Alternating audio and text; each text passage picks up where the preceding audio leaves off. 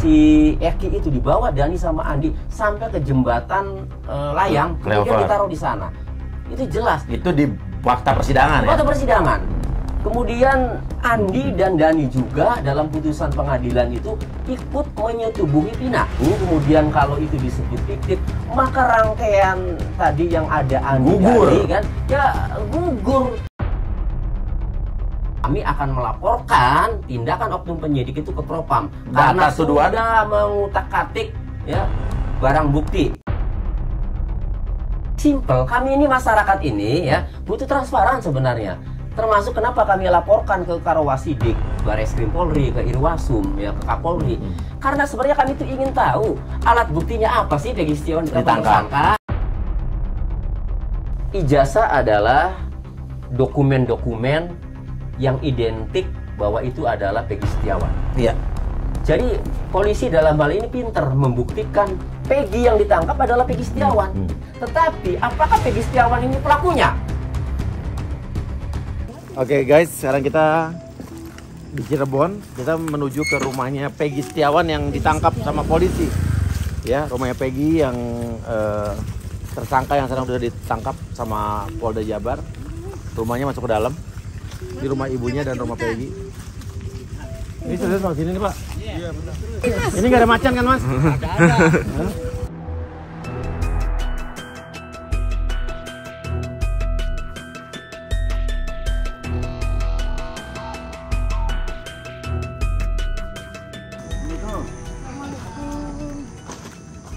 Lihat.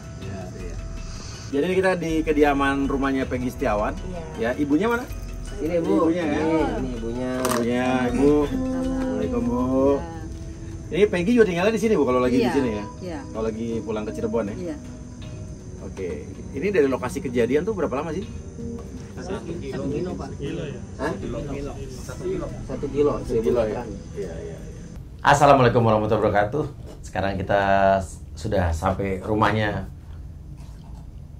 Peggy Setiawan. Ini ada ibunya, tadi kita udah ketemu di depan kan, tadi udah kita saksikan. Dan ini ada Ibu Kartini. Kita udah sempat ketemu video call waktu itu Bu ya. Iya. Ya, ibunya Peggy Setiawan yang ditangkap sama polisi sekarang karena itu yang dianggap sebagai DPO dan tersangka di kasus Vina ya. Setelah 8 tahun jadi DPO, ini baru ketangkap kemarin ya. Ini Robi Setiawan berarti ya? Iya. Kan dibilang kan Peggy alias Robi, alias Perong, ya kan? Sebenarnya Robi Setiawan ini adiknya Peggy ya. Oke, dan ada Mas Tony, kuasa hukum dari Peggy Setiawan ya. Iya. Oke, kita ngobrol-ngobrol Mas Tony ya. Silakan. Bu, kemarin kita udah ngobrol di video call sebelumnya. Iya. Pada malam kejadian dulu, setelah malam kejadian rumah ibu digerebek ya? Iya. Ada polisi datang, 3 polisi menyatakan hal yang berbeda. Banyak polisi? Banyak sih polisi, cuman yang masuk cuman 3. Bilang apa? Yang pertama? Yang pertama ngomongnya Peggy punya utang sama saya 5 juta belum bayar. Nah yang satu nyawa dibayar nyawa. Terus yang satunya lagi Peggy ikut Pina dan Eki gitu. Bilang begitu ya? Iya. Nyari Peggy? Iya. Ibu bilang waktu itu Peggy di Bandung? Iya, saya bilang Peggy kan nggak ada, lagi kerja di Bandung, kata saya kayak gitu. Terus kata polisi, ibu jangan bohong, iya beneran Peggy nggak ada, udah lama di Bandung, kata saya kayak gitu. Terus polisi tetap aja, terus polisi tuh lihat motornya si Peggy, ini motor siapa Bu? Katanya, ini motor Peggy, kenapa rusak? Ya emang ini motor udah rusak lama, udah nggak jalan motornya? Iya, nggak jalan dalam keadaan rusak udah sebulan lebih. Nah itu Peggy tuh sempet telepon, Mah ini nanti Minggu Mama jangan minta uang, soalnya uangnya mau beresin motor. Mamanya nggak ditransfer dulu, nggak apa-apa ya, kata saya. Ya udah nggak apa-apa, nanti Mama makan dari mana? Ya udah terserah, nanti Mama dadak nyari, kata saya kayak gitu. Nah pas itu tuh mau minggunya dibenerin, mau transfer buat motor, kemisnya tuh digerebek Om. Nah kemisnya digerebek itu sore kira-kira jam 2 apa jam 3 lah kayak gitu. Terus sama polisi ngomongnya udah dikeluarin, terus motor dikeluarin. Motornya Peggy? Iya dikeluarin. Yang warna apa tuh Bu? Warna ungu sama kuning. Ungu kuning? Iya. Masih ingat motor apa? Smash. Smash. Smash Ya. itu apa ya? Yamaha ya? Suzuki. Oke.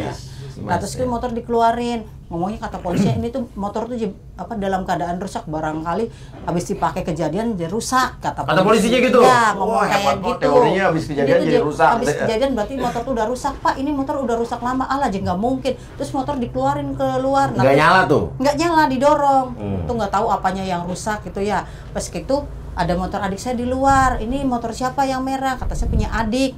Kata pinjem buat nyetep ke mobil katanya. Polisi pinjem motor. Ya, pinjem sebentar buat nyetep ke mobil katanya gitu.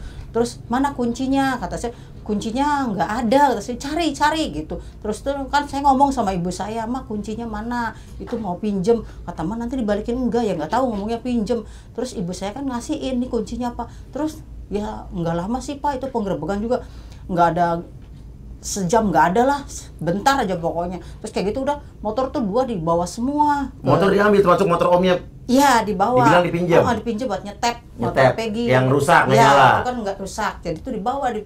Nah, nyampe di mobil, motor Peggy dinaikin. Itu juga kata yang lihat, saya kan nggak ngikutin ya. Kata yang lihat motor Peggy dinaikin, terus motor adik saya juga dinaikin. Padahal cuma minjem buat nyetep doang. Iya, itu juga dinaikin semua di mobil. Terus berangkat itu mobil. Nah, pertanyaannya kemarin kan berita yang beredar di TikTok katanya motornya sudah dikembalikan polisi. Katanya motor sudah dikembalikan polisi. Enggak, motor ini yang dikembalikan sih. Oh, ini motor ini, oke. Iya, motor yang baru ditangkap itu. Ini motor baru ini, Pak. Oh, ini motor ini yang dikembalikan polisi adalah motor waktu Peggy ditangkap di Bandung. Di Bandung. Oh, bukan motor yang waktu itu. Iya, bukan. Soalnya kan isunya dibilang katanya udah dibalikin kok. Enggak. Ini motor yang dulu. Ini juga beli motor tuh, Pak. Saya sih jujur aja orang nggak punya ya, Pak. Minjem sama Bank Syariah belum lunas sampai sekarang.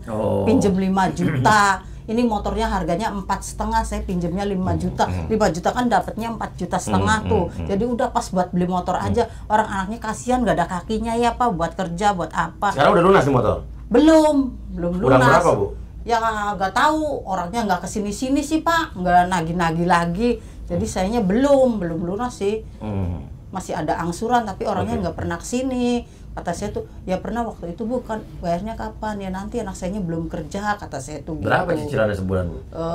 Enggak sebulan sih, ini 2 minggu sekali setorannya. Wah, ada cicilan 2 minggu sekali. Iya, kalau Bank Syariah 2 minggu sekali. 2 minggu sekali itu 110.000 saya setornya.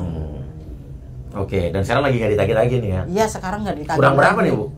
Ya nggak tahu, nggak nanya-nanya, orangnya nggak kesini-sini. Oke, Bu. Dan intinya adalah motor yang waktu itu motor Peggy yang rusak itu ungu kuning sama motor omnya itu sampai sekarang belum dibalikin. Belum dibalikin. Ibu yakin nggak yang datang ke rumah ibu pada saat itu polisi? Ya nggak tahu, orang pakai baju ini sih baju biasa.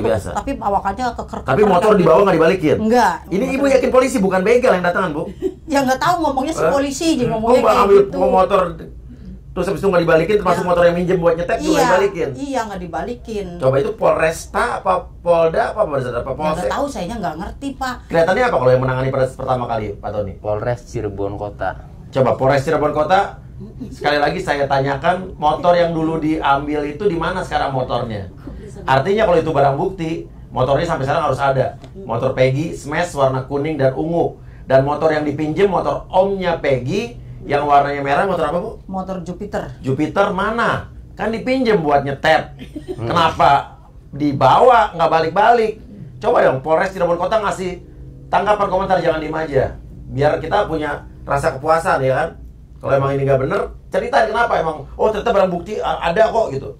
Jelasin biar kita nggak bertanya-tanya. Oke, buat nyetepnya yang penting buat motor yang dipinjam buat omnya itu buat nyetep kemana gitu kan. Oke lah, motor Peggy barang bukti yang ini kemana? Oke, Jupiter. Dan ibu memberitahukan pada saat itu polisi udah pergi aja? Ya udah, saya juga udah ngomong itu Peggy-nya lagi kemana, Bu? Di Bandung? Iya, lagi kerja di Bandung katanya. Alamatnya di mana di Bandungnya, Bu? Saya nggak tahu alamat aslinya sih. Ya pokoknya saya sih taunya di Bandung gitu aja. Dan polisi juga gampang sih kalau mau nyari Peggy kan. Ya. Tahu teman-teman kerjanya, bisa ditelusuri lah dari sini kan. Dan polisi nggak pernah datang lagi? Udah nggak ada lagi. Peggy kan jadi DPO, daftar pencarian orang. Iya. 8 tahun nggak pernah dicariin lagi? Enggak. Dan Peggy pun nggak pernah dijemput di sana? Enggak. Harusnya kan kalau emang itu DPO, ya kan? Sebetulnya saya mau nanya nih, kalau itu DPO, kalau masih belum perlimpahan kejaksaan, artinya polisi yang harus nangkep kan? Betul. Tapi kalau udah P21 kejaksaan lah yang harus nangkep kan? Harus gimana sebetulnya? Harusnya Jadi kalau udah DPO itu yang nangkap polisi apa kejaksaan? Polisi. Polisi. Jadi jaksa itu kan menerima pelimpahan berkas sama tersangka dan Iya. barang bukti, kemudian disidangkan. Ketika setelah disidangkan kemudian terbukti, maka DPO-nya itu ya kembali polisi yang melakukan pencarian. Harusnya gitu ya? Iya. Nah, karena putusan pengadilannya memang jelas DPO-nya ada 3 dari 11 pelaku, 8 Dani, divonis, Andi, Andi dan Peggy alias Perong. Iya. Bukan Peggy Setiawan ya. Iya. Peggy alias Perong. Harusnya polisi itu mencari kan. Nah, sebenarnya sih pada saat polisi datang kemari, kemudian dikasih tahu ya bahwa ada di Bandung, polisi Indonesia itu pinter. Iyalah, orang harusnya teroris dikejar, ujung kena. dunia aja bisa dikejar. Kalau dia yakin bahwa Peggy Itu alias pelakunya. Perong itu adalah Peggy Setiawan. Iya. Nah, persoalannya ya mungkin belum yakin, buktinya sampai sekarang aja masih nyari alat bukti itu polisi. Iya, dia berdasarkan Iya. keyakinan saksi AF ya. Iya. Iya. Iya. Oke, dan artinya pada saat itu ada 3 DPO, Peggy alias Perong, Dani dan Andi. Dan kemarin Peggy akhirnya ditangkap, Pak ya. Iya. Dan tiba-tiba setelah Peggy ditangkap, dinyatakan itu DPO yang ditangkap tersangka, 2 DPO lain dihilangkan, Dani dan Andi. Apa komentar Mas Tony dari kacamata hukum? Ya itu jelas nggak ngerti hukum lah ya. Iya. Penyidik atau polisi itu. Karena begini, peristiwa pembunuhan dan pemerkosaan atau persetubuhan terhadap Pina ya, pembunuhan dan persetubuhan itu jelas-jelas dalam konstruksi masalah yang sudah ada putusan pengadilan itu, peran Dani, Andi itu ada. Iya. Mereka bersama-sama Membawa membawa korban ya. korban dari belakang showroom ya, itu dibawa Dani sama Dibalikin. Andi ya. Si Eki itu dibawa Dani sama Andi sampai ke jembatan layang, kemudian Flyover. ditaruh di sana. Itu jelas. Itu di fakta persidangan ya. Waktu persidangan. Kemudian Andi dan Dani juga dalam putusan pengadilan itu ikut menyetubuhi Pina. Ada di situ. Ada. Lalu kemudian kalau itu disebut fiktif, maka rangkaian tadi yang ada Andi Gugur. Dani kan ya gugur, karena bisanya terjadi peristiwa pembunuhan tadi dan pemerkosaan tadi ya, itu ada mereka perannya. Artinya kalau sekarang ditetapkan Polda Jabar DPO itu dianggap fiktif, artinya pertanyaannya adalah BAP yang dulu mengada-ngada atau memang benar-benar ada tapi Dani sama Andinya polisi nggak sanggup nyari, atau jangan-jangan sudah tidak ada di dunia ini. Bagaimana sih? Ya itu main-main namanya Ya, itu. ini apa dong? Ya. Jadi itu namanya main-main ya. Hukum sudah ditegakkan saat itu. Anggaplah 8 Udah sampai pelaku inkrah itu, lah ya. Bersalah, Iya. kemudian 3 pelakunya DPO. Iya, kan gitu. iya. Kemudian jangan lupa Polda menindaklanjuti putusan pengadilan itu telah mengeluarkan penetapan DPO. Iya. Kan itu. Iya, sah. Sebelum Peggy Setiawan ditangkap kan keluar dulu tuh Iya, DPO, iya. 3 DPO. Andi, Dani dan Peggy alias Perong dengan ciri-ciri semuanya ada. Saya fokus ke Peggy alias Perong dengan ciri-ciri rambutnya keriting kan. Umurnya pada tahun 2016 22 tahun, tahun 2024 30 tahun, tinggalnya di Banjarwangun. Kan Sementara gitu. ini di Kepongpongan. Ya, Kepongpongan Kecamatan Talun. Kalau Banjarwangun kecamatanmu udah jauh kecamatannya. Oke, tadi saya udah sempat lihat baca DPO-nya nih. Ya, Seingat saya emang Banjarwangun tadi. Iya. Banjarwangun DPO-nya. Nah, yang ditangkap Peggy Setiawan rambutnya tidak keriting, kan itu. Jadi jelas. Ya, jadi sudah menetapkan DPO dengan ciri-ciri seperti yang sudah kita tahu sama-sama. Kok yang ditangkap beda? Iya. Keterangan Peggy alias Perong, 22 tahun. Ya, Pada saat itu. 2016. Desa Banjarwangun, Kecamatan Mundu, Kabupaten Cirebon. Betul. Tinggi 160 cm, badan kecil, rambut keriting, kulit hitam. Iya. Rambutnya kalau Peggy Lurus. lurus, tingginya Tinggi di atas 160 lah, 165. oke.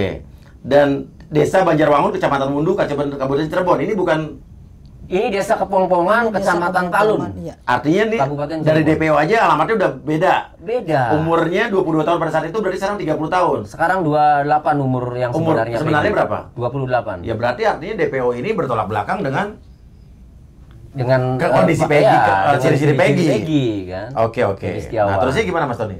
Ya itu kan menurut saya dia menetapkan ciri-ciri DPO itu tentu berdasarkan keterangan para terdakwa saat itu ya. Dan dia yakin, ya polisi yakin, Polda yakin sehingga berani mengeluarkan penetapan DPO. Masa sih main-main kan gitu? Masa dolanan kan ya? Kan gitu? Nggak mungkin lah. Nggak mungkin. Jadi kita yakin semua udah Peggy alias Peron itu dengan ciri-ciri tadi. Lantas kemudian kok yang ditangkap Peggy Setiawan yang ciri-cirinya berbeda. Umurnya beda, alamatnya beda. Ini apa-apaan kinerja penyidik seperti ini. Dan tadi saya sempat nanya juga sama kakaknya Saka Tatal.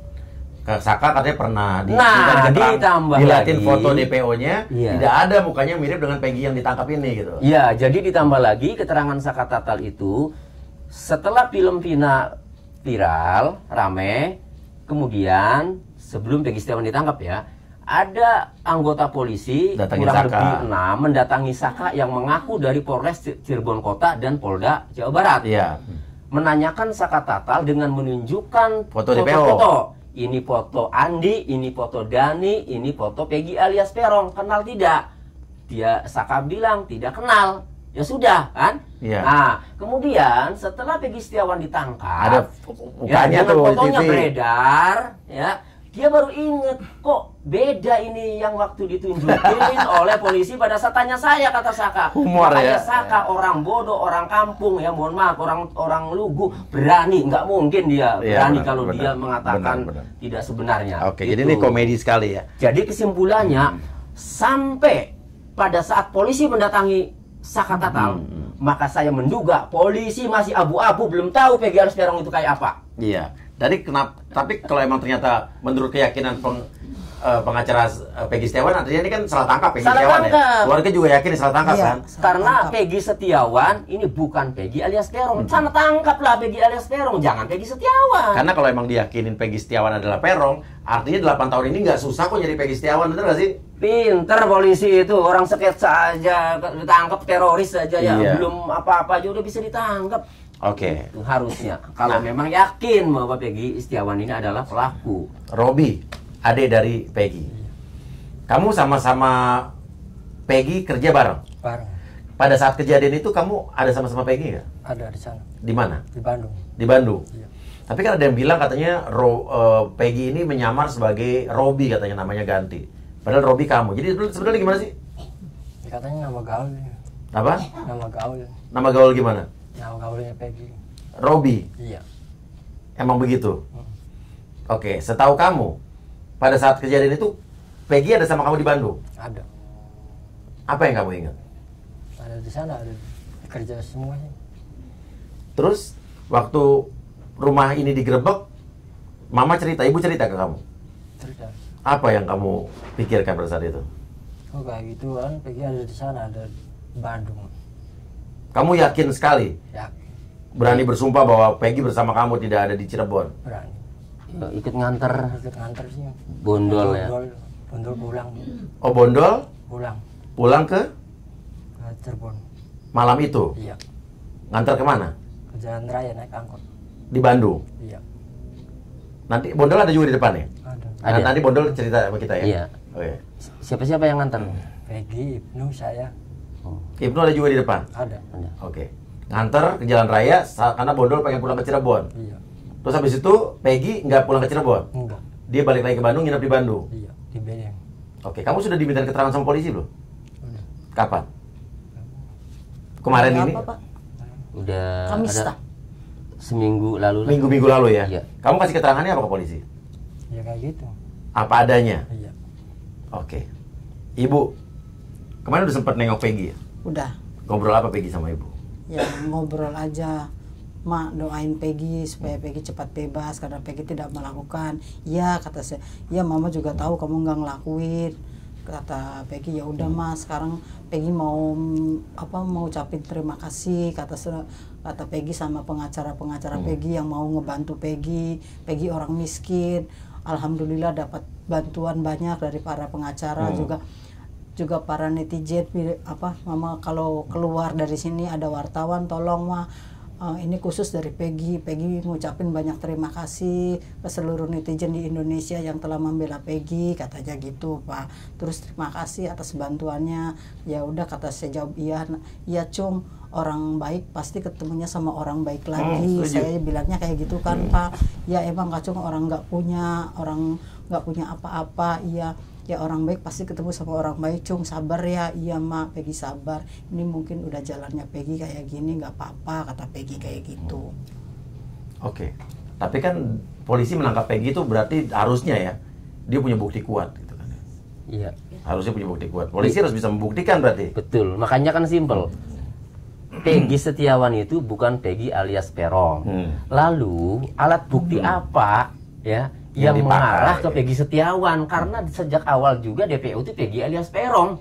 Alat bukti apa yang bisa ke Peggy Setiawan? Makanya sekarang lagi dicari-cari ya supaya bahwa Peggy Setiawan itu Peron itu dengan ketika saksi-saksi diperiksakan didampingi sama saya. Selalu ditanya nama panggilannya apa. Kayak tadi saja terakhir nama panggilannya disebut namanya Pegok, bukan Peron. Jadi sekarang ini lagi mencari-cari supaya Peron gitu loh. Polisi begitu. Iya, memaksakan itu. Oke. Kalau menurut saya. Saya barusan lihat juga di berita bahwa katanya Facebooknya Peggy hilang, tuh bener apa nggak sih? Ya, jadi Facebooknya Peggy itu waktu pertama kali ditangkap itu semua netizen termasuk saya juga melihat masih ada. Sampai pada berhasil memfoto layar, screenshot. Iya, screenshot. Kemudian tiba-tiba Facebooknya itu hilang. Lalu saya dalam satu kesempatan di acara TV, stasiun TV, saya menanyakan, ini penyidik harus menjawab kenapa Facebooknya Peggy hilang. Padahal itu bukti kuat. Iya, muncul lagi terus. Tapi setelah muncul lagi, sempat Facebooknya hilang, muncul lagi. Muncul lagi. Oke. Iya, setelah muncul lagi, kemudian postingan-postingannya itu tidak ada. Postingan yang sempat udah screenshot ya? Iya. Yang membuktikan bahwa Peggy pada saat itu di Bandung. Di Bandung. Ya? Jadi rangkaian postingan-postingannya itu ya itu menandakan bahwa Peggy Setiawan tuh di Bandung. Kemudian ya Allah, saya kok salah apa? Saya kena fitnah kan gitu. Banyaklah kalau kita simpulkan itu Peggy Setiawan ada di Bandung dan Peggy Setiawan itu merasa difitnah. Itu kesimpulan dari postingan itu. Tapi postingan itu setelah muncul lagi Facebook itu nggak ada. Nah, kemudian saya mencoba menanyakan waktu pemeriksaan psikologi Sabtu Minggu lalu kan, saya menanyakan ke Kanit ya, kami tim menanyakan ke Kanit ya, ternyata kami tim dijawab oleh penyidik bahwa Facebooknya disita untuk barang bukti.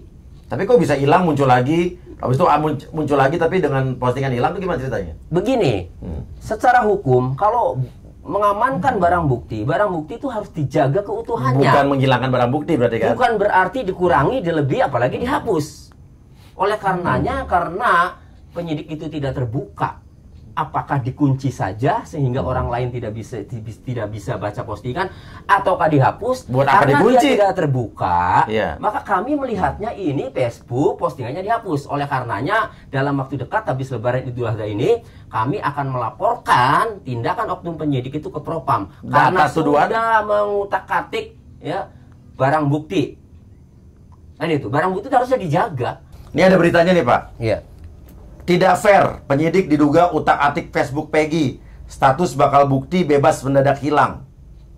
Jadi penyidik diduga otak-atik Facebook Peggy ya? Iya. Penyidik dari polisi ya?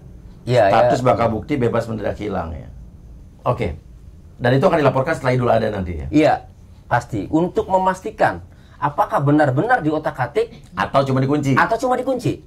Simple, kami ini masyarakat ini ya butuh transparan sebenarnya. Termasuk kenapa kami laporkan ke Karawasidik, Bareskrim Polri, ke Irwasum, ya ke Kapolri. Karena sebenarnya kami itu ingin tahu alat buktinya apa sih Peggy Setiawan ditangkap tersangka.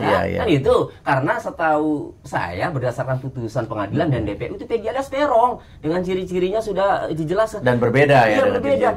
Apa coba kalau saja dijelaskan kan enak, tidak perlu kami laporkan ke Propam, tidak perlu kami laporkan ke Bareskrim, tidak perlu kami lapor ke Kapolri kan. Gitu. Ya harusnya kalau polisi udah tahu, udah punya alat bukti, daripada ini berbelit-belit ya kan, buka aja nih buktinya nih Peggy Setiawan gitu kan. Pak, saya ini biasa mendampingi orang yang diduga bersalah, yang calon tersangka. Dibuka, ini loh peranan klien Anda. Tapi kenapa sampai sekarang nggak dibuka-buka? Iya, kalau perkara-perkara lain ya, saya sering dibuka Pak. Lalu saya lihat, Oh, kamu benar? Iya, ya sudah. Kan Oh, gitu. ya udah lah, berkata, tinggal ya, kita ya. bela di pengadilan Iya, kan iya, gitu. iya. Minta keringanan, enak kan simpel Iya. Pak. Ini sampai sekarang nggak jelas. Sampai ya? sekarang juga semua itu tertutup ini. Makanya Padahal kami- udah seheboh ini ya. Iya. Oke. Paham. Dan sampai sekarang Facebooknya kalau di kita search ada nih. Ada, cuma tadi Pak tidak ada muncul Status-statusnya. status-statusnya. Ya, coba saya buka. Peggy Setiawan. Nah, ada nih. Ini Iya. Peggy Setiawan. Nah, kalau kita klik, nah Iya. nggak ada, udah statusnya. Tadi sebelumnya sempat hilang malah. Iya, sempat hilang ini. Jadi ini sempat hilang Aduh, tadinya. Tapi ini. begitu saya teriak muncul lagi, tapi statusnya nggak ada. Belakangan Kabid Humas, ya penyidik ngomong, Kabid Humasnya sudah ngomong di media kan, menyampaikan bahwa Peggy Setiawan, akun Facebook Setiawan disita sebagai alat bukti. Ya siapkan aja alat bukti untuk menerangkan apa? Menerangkan Peggy melakukan, justru itu menguntungkan kami kalau mau dibuka. Jadi ada institusi baru di sebuah negara namanya institusi Harry Potter. Magic Institution ya. Ini sebuah negara Pak ya, bukan Indonesia. Jadi karena polisi itu dibayar pakai uang negara, harus dikritik. Oh iyalah. Maksudnya, harus. Kalau sekarang dari dulu bukan saya dari beberapa tahun yang lalu sama polisi juga sama oknum ya. Oknum. Saya keras kalau ngelihat YouTube saya dari dulu, ngelihat saya mah keras. Kalau untuk sesuatu yang menyeleweng, yang nyimpang. Dan saya nggak ada tendensi apa-apa. Untuk saya apa? Justru malah saya membuat hidup saya jadi tidak nyaman ya kan. Tapi karena saya cinta negara ini, cinta bangsa Betul. ini, saya ingin membuat sesuatu yang menyimpang itu diluruskan karena saya cinta polisi. Cinta Saya cinta Polri. Polri, cinta Republik Indonesia. Kalau orang-orang seperti kita dimusuhin, berarti yang musuhin kita adalah penjahatnya.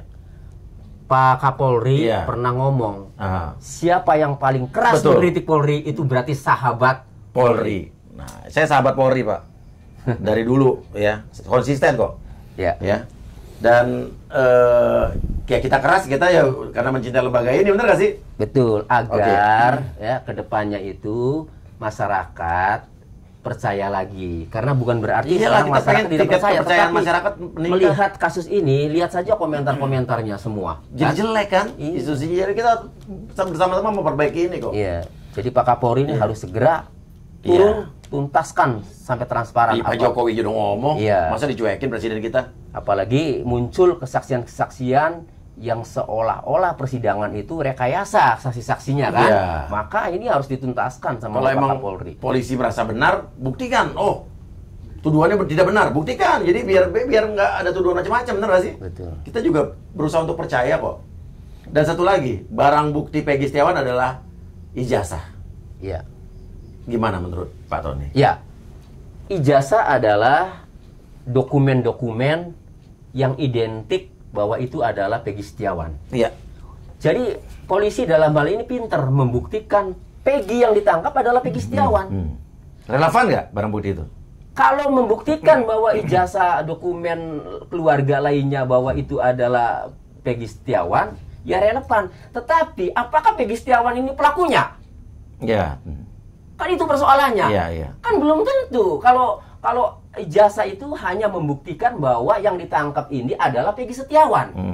Tetapi apakah ada buktinya bahwa Peggy Setiawan Yang itu melakukan itu. pembunuhan? Gara-gara ijazah itu. Misalnya ya. bukti-bukti CCTV kah? Iya. Misalnya bukti-bukti apalagi sidik jari kah? Misalnya bukti-bukti barangnya Peggy tertinggal di situ kah? Kan itu Iya, pasti kan sidik jari ada kan? Ya iya. Nah, ini tidak ada. Jadi ijazah dan dokumen keluarga lainnya itu hanya membuktikan bahwa itu Peggy Setiawan. Ya memang benar itu Peggy Setiawan, nggak usah dibuktikan lagi juga ngaku di Peggy Setiawan. Tapi kalau memang itu prosedural, Iya. artinya kasus-kasus yang lain, kalau ada maling ayam segala macam, ijazahnya harus diminta. Untuk membuktikan bahwa benar-benar itu pelakunya sama dengan benar nggak sih? Kan kita nggak boleh ada standar ganda dong, ya kan? Iya. Atau jangan sampai orang berpikir bahwa oh sekarang syaratnya untuk jadi tersangka itu harus ada ijazah, kan nggak juga dong. Iya. Jadi untuk membuktikan Peggy Setiawan dengan ijazah ya oke itu bisa, tetapi untuk membuktikan Dia melakukan atau dia tidak. melakukan pembunuhan mana buktinya gitu. Iya kan? Iya. Nah, ditambah lagi ya menurut keterangan Kabid Humas Polda Jawa Barat pada saat konferensi pers, bahwa alat buktinya itu dari keterangan saksi. Siapa dia? AF. Iya. Dan salah satu terpidana. Ya. Nah, entah terpidananya siapa, taruhlah tadi berdasarkan keterangan terpidana kan. Kita bahas AF. AF itu kalau ngomong bahwa Peggy Setiawan itu pelaku, dia bertolak belakang dengan kesaksian dia yang hanya melihat dari jarak 100 meter. Setelah itu dia kabur karena takut kan. Apakah dia bisa kan menjelaskan ciri-ciri pelaku seperti dia sampaikan Peggy Setiawan? Iya, oh dia kenal terus motornya pakai smash kan gitu. Apakah dia bisa namanya dia melihat 100 meter kemudian pergi malam pula kan? Nah, kemudian ditambah lagi Peggy Setiawan AF itu pada saat 2016 itu pernah bersaksi Mas Uya. Dalam kesaksiannya juga tidak pernah ada menyebut Suzuki motor smash itu. Belakangan setelah ditangkap dia cocok-cocokin itu baru lihat Suzuki smash. Oke, ya AF ini sekarang harus nongol sih. Harus berani untuk duduk di samping saya untuk ngobrol. Saya buka sudah nggak ada mencirikan Suzuki smash. Tidak ada ciri-ciri Peggy Setiawan, yang ada adalah Peggy alias Perong. Ya AF, kalau lo berani, lo bener, lo berani duduk di sini, lo ngomong, lo klarifikasi. Kalau lo takut, kalau lo hilang, justru kita jadi curiga. Bener kan? Kalau lo berani, kalau lo rasa benar, duduk di sini, muncul lagi. Bener nggak sih? Ya. Dan kalau sampai terjadi persidangan, AF harus dihadirkan itu. Karena kalau nggak dihadirkan berarti tidak ada saksi. Salah satu menetapkan tersangka karena AF. Begitu AF-nya tidak mau jadi saksi karena takut, ya sudah gugur. Udah. Tapi begitu datang, saya akan cecar habis nanti. Oke. Bu, kapan terakhir? Kapan mau nengok Peggy lagi? Ya rencana sih Selasa besok mau besok. Salam buat Peggy, Bu ya. Iya Pak. Ibu yakin Peggy bisa bebas? Insya Allah yakin. Yakin ya? Yakin. Yakin, dan Ibu selalu berdoa buat Peggy berarti ya? Iya. Oke. Dan setelah ini kita mungkin bisa bicara sama Ibnu dan Bondol ya, yang menjadi saksi yang menguatkan bahwa Peggy pada saat itu di Bandung, bukan di Cirebon. Dan abis ini mungkin kita bisa ke tempat TKP ya. Kita bisa olah TKP versi kita. Kesaksian AF bagaimana benar-benar jarak 100 meter di malam hari. Apakah benar bisa kelihatan orangnya gitu kan? Wah, luar biasa itu. 100 meter loh. Oke. Ya. Oke, nanti kita coba ya dengan kekuatan. Pas malam. Jadi yang AF ceritakan malam, kita tes di sini. Mas Kuya malam juga. Iya. Coba lihat motor jarak 100 meter. Mengenali nggak yang rambutnya sampai di belah pinggir apa? Iya. Orangnya. Oke. Nyawa orang dimain-main. Iya. Oke, soal tes psikologi Peggy Setiawan, Ibu kan sebenarnya sempat menolak tes psikologi Peggy? Saya nggak tahu kalau tes psikologi Peggy kan tergantung sama PH-nya Peggy aja, saya nggak ngerti sih Pak, jadi nggak tahu. Oke, gimana Pak? Iya, jadi Ibu waktu itu dipanggil untuk dilakukan tes psikologis setelah anaknya Peggy Setiawan.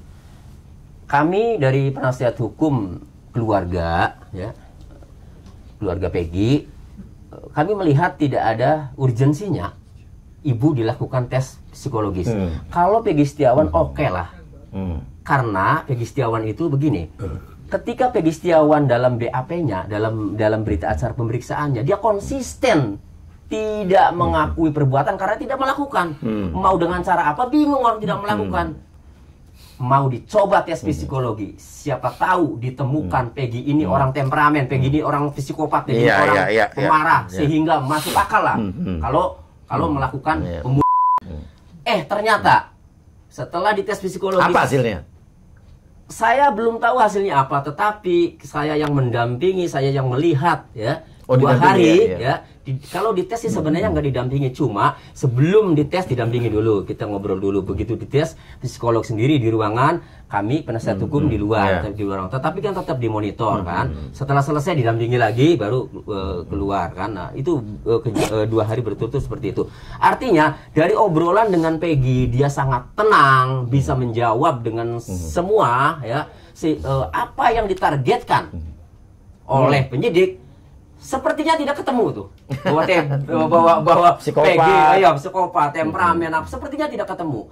Karena dari BAP dia konsisten, di tes psikologi juga konsisten, dicoba lagi, ini bohong nggak? Mau dites kebohongan? Lie detector udah belum? Iya, dites kebohongan. Begitu ada informasi di tes kebohongan, sang lempar ke publik, ya, dikomentari sama yang terhormat Pak Reza Indragiri, dikomentari oleh pakar-pakar lainnya. Artinya tes kebohongan dengan alat namanya poligraf, ya, itu masih kontroversi.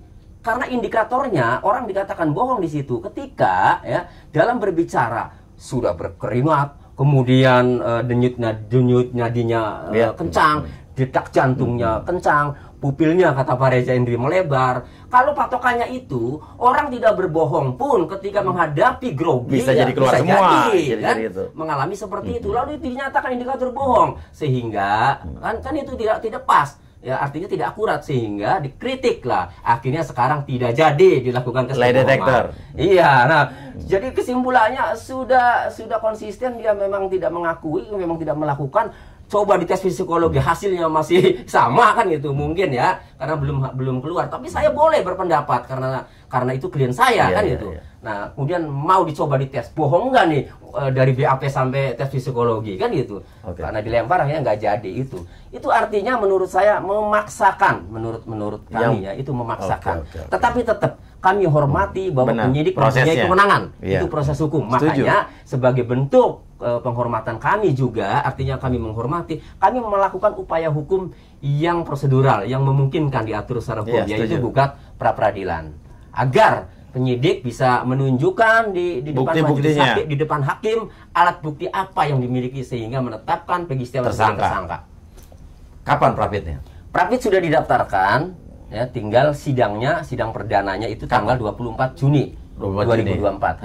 Berapa kali sidang kira-kira pra-peradilan?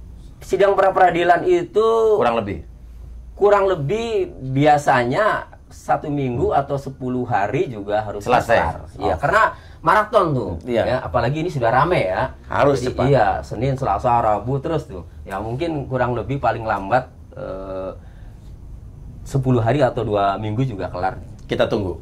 Iya. Ya, apapun hasilnya kita bisa amati bersama. Betul. Prosesnya dan ini harus dikawal. Terbuka kan? Iya. Dan ini harus dikawal seluruh masyarakat Indonesia, netizen, apalagi misalnya ya ada yang berempati karena pingin mengawal, boleh silakan. Boleh. Iya, yang penting kan rapi, tertib, kan begitu.